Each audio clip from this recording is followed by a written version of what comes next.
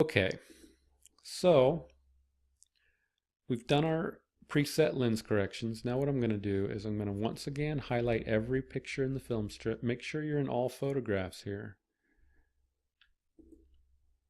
I'm going to right click anywhere on the film strip when they're highlighted. Go to metadata, and I'm going to save the metadata to the files. So what that does is it actually, well, it does exactly what it says it does. It puts that metadata that we just changed, those lens corrections and exposure corrections and white balance corrections uh, into the actual metadata of the files. And that's very important because the next thing we're going to do is we're going to close this out and go over to Bridge.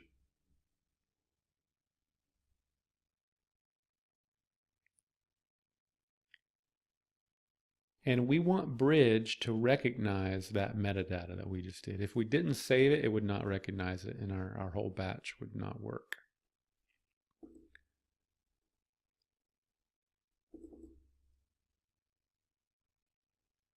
So here it is in Bridge. And you can see it. I don't know why it's populating so slowly, but we should be able to actually see it recognize the metadata here. Actually, that is why it's populating so slowly, because it's recognizing as it puts them up. So once they're all in Bridge, I'm going to go to Stacks and do a 10-second stack. This routine will stack every picture taken within 10 seconds of another picture. And all I want to do is make certain that it got all the stacks, because sometimes our photographer will take longer than 10 seconds between images. So this is a stacked duo. And you'll notice right here we have a stray. That's okay to have one stray. What we don't want to find are two strays back to back. That means they didn't stack. One stray means they took a third picture for whatever reason that matches this stack here. And usually that third picture is a hard flash out the window. So that's fine. You can let that go. These are all stacked. These are all stacked. These in here, the last two are not stacked. That's actually a flaw of the algorithm. Quite often the last two do not stack. So I highlight both of them, shift and click. Then I right click. Actually, I don't right click, I'm sorry. Highlight both and just hit Control G. And now they're stacked. Now all we need to do is go up to Tools, Stacks to Layers. Now it doesn't matter if any one stack is highlighted. It's going to do the whole folder. The Stacks to Layers will do the entire folder. And we actually don't need it to do. You'll see that I wasn't worried about the exteriors being unstacked. That's because I'm just doing this on the interiors. Now, some of these exteriors did stack. That's okay. We'll just junk whatever. When it will run the batch on these stacked, but we won't use it. In fact, for this purpose, I will unstack them. But again, it doesn't matter if you have some thrown in there.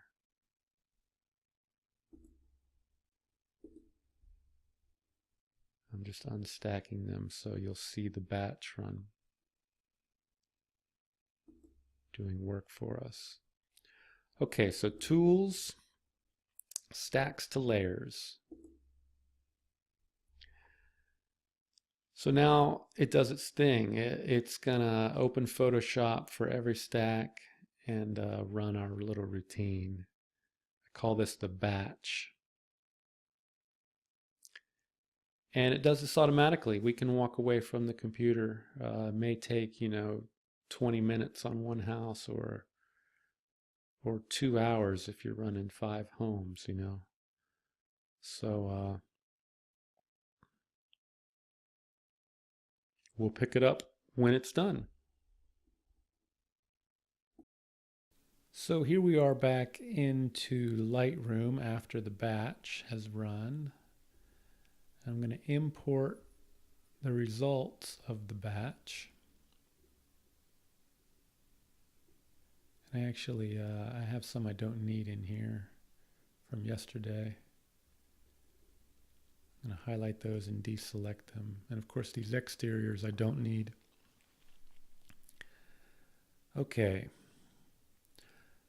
So the first thing I do here, let's go to Develop module. I'm going to run another preset called the Postmaster Clarity. And that will straighten the image, also add some clarity and sharpness. I'm going to select my entire film strip, and I'm not going to check all this time because I don't want these particular straightening, whatever it did to straighten this photo, I don't want it to go to other photos, but I do want to run the upright mode on all the photos. So that's going to straighten every picture individually as it sees fit. Then I'm going to add them to my quick collection.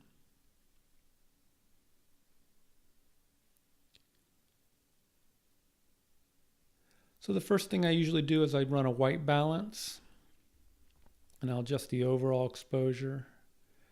And you know, quite often they come out of this batch looking really good. You barely have to do anything.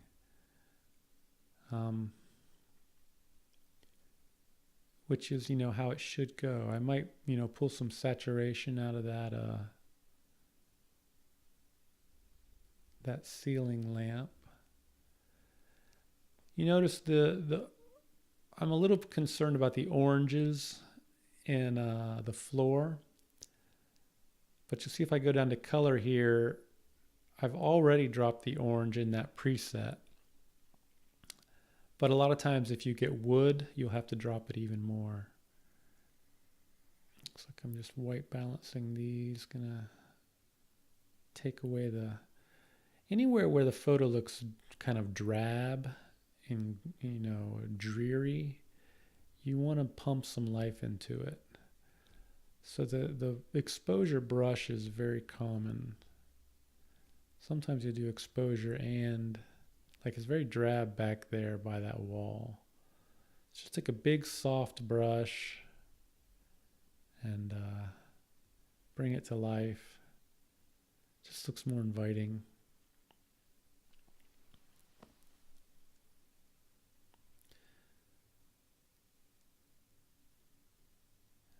White balancing again. You got to be pretty vigilant with the white balance. It's so easy to get color cast on things. So I'm pulling that white balance down away from that fluorescent. Actually, yeah, my plan is I'm going to desaturate that green in that fluorescent. I also have a pretty hard shadow behind that light hanging over the eating area. So this is a desaturation brush. Just pulling that ugly green out of that fluorescent light. There's the shadow I'm concerned about.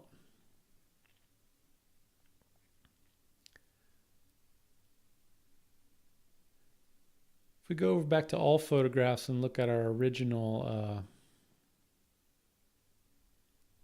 ambient, we don't have that shadow. It's a shadow caused by the flash. And you know, it's pretty ugly. So I'm going to go ahead and get rid of it, actually. Now, I've already straightened this photo, and I have not straightened the ambient. So I'm going to turn off the straightening. That way it's going to line up with the ambient. I'm going to go back to edit in and open as layers.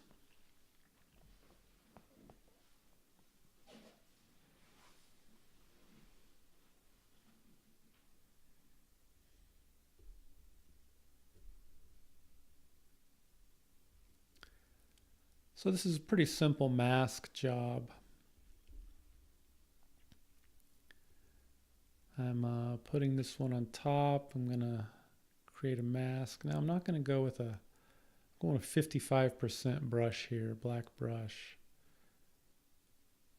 I don't want to do anything too powerful. It's blended into the rest of the ceiling. So that introduces some color casts, but it basically wipes that shadow out. And I like that. I'm going to save that and go back. I'm going to add this new one into my quick collection. And I'm knock the old one out.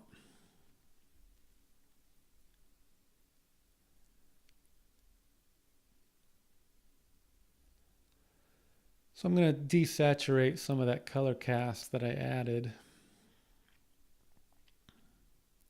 Also need to brighten up the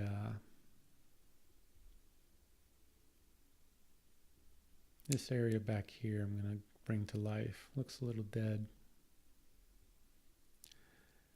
And we're looking good. We're just going to jump to the next photo.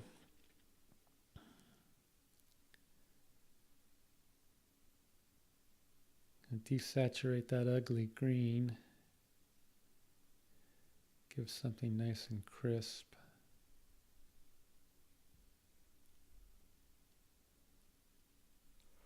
I'll pump the contrast of this picture a little bit. I'm trying to get this darn white balance. This one's giving me trouble. I might need to go closer to that.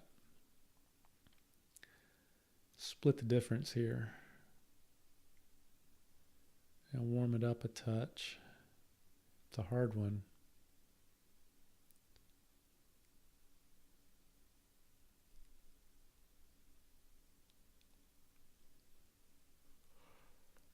I have a reflection of a head there, but it is fairly hard to see.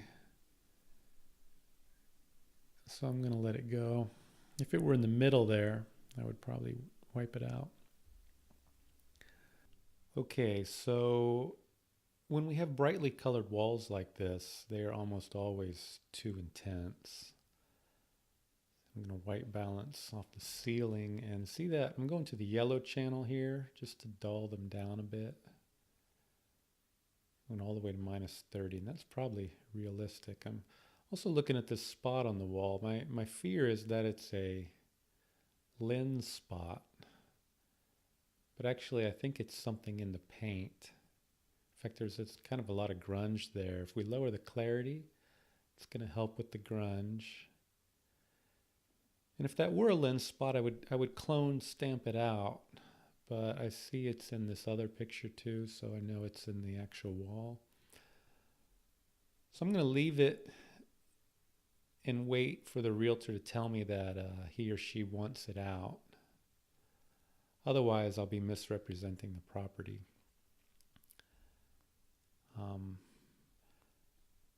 So yeah, if it's part of the house, you really don't want to change it unless the realtor tells you. But you can change things like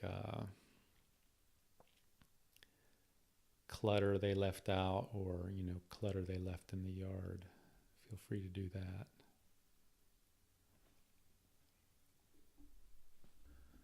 Okay, I'm jumping to another house here, and I'm immediately zooming in to make sure these images were aligned in the stack. It looked a little blurry upon first glance. Sometimes you really got to study the corners and the lines to make sure they are lined up and you're not getting a slight ghosting double image. They appear to be okay though, so I'm going to white balance and then I'm going to give it some pop here. Some more impact. So just a couple little moves little, just a few moves on the slider, and look at how we started here, like from that to that. Just a lot of pop and zing. And since I'm in the same room here, I'm probably going to do a lot of the same moves. So I'm just going to highlight it and sync. That moves all the adjustments over to this next one, and it turns out it worked out quite well. So this is a close-up. I'm looking at the sync, and yeah, I'm actually looking down. That's the correct angle. I just turned off the upright mode. You have to do that whenever you look down, especially when you're looking downstairs or over a loft. You have to turn off that upright mode. You'll see that I actually have a preset that turns it off on the left, but you can just turn it off manually on the right if you wish. So again, I'm just adding a little pop and zing, and see how back here it's a little drab. I'm going to give it some life. You want it to look exciting and inviting. Take out the blah and bring in the zing.